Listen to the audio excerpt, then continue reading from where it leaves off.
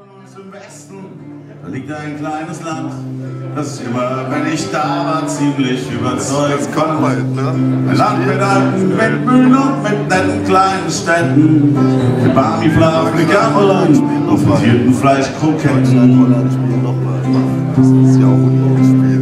In Irland gibt's den Käse und in Amsterdam die Grachten. Ich stehe auf Frauen in Holzschuhen und blau-weiß-roten Trachten. Ich komme gern zum Baden und ich bleib auch gern zum Zelten.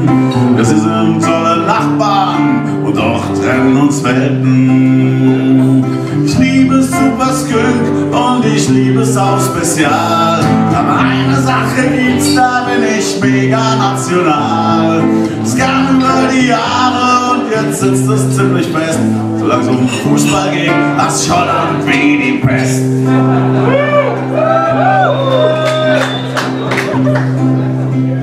Gerade bei wichtigen Turnieren soll man sich nicht dafür genieren. Was kann Schlimmeres passieren, als dass wir gegen die verlieren? Leider haben wir unseren Rudi, wir haben ihren nie bespuckt. Ein guter Deutscher denkt europäisch, außer wenn er kicken guckt. Ich liebe Super Skunk und ich liebe es auch Spezial. Aber eine Sache gibt's, da bin ich mega national. Es kam über die Jahre und jetzt sitzt es ziemlich fest. Solange es um Fußball geht, das Schottland wie die Pest. Ich weiß, du bist da schlauer, du bist nicht so ein Prolet.